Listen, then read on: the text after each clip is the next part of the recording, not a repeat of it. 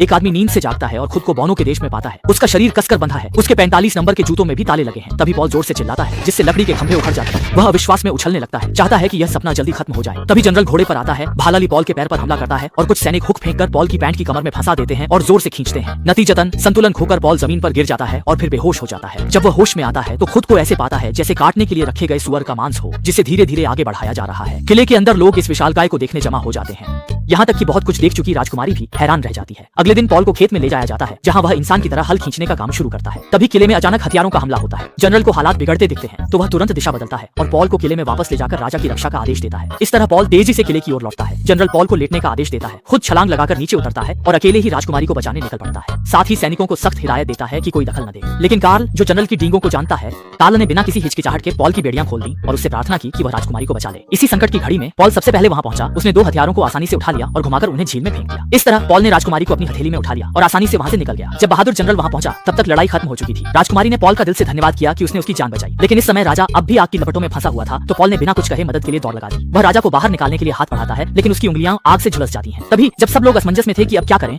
चतुर कार्ल ने पॉल को याद दिलाया कि आग बुझाने के लिए पानी चाहिए। पॉल को यह सही लगा और उसने ऐसा किया कि सब हैरान रह गए। उसने अपनी बड़ी निक्कर उतारी और आग की तरफ पेशाब किया। थोड़ी जलन हुई पर जान बच गई। इसी बीच हमेशा देर से आने वाला जनरल समय पर आ गया। वह गुस्से में पॉल को डांटने लगा कि जल्दी सामान समेटो। पॉल ने जो बचा था जनरल को दे दिया। इस तरह पॉल लिलीपुट देश का सबसे बड़ा और सम्मानित हीरो बन गया।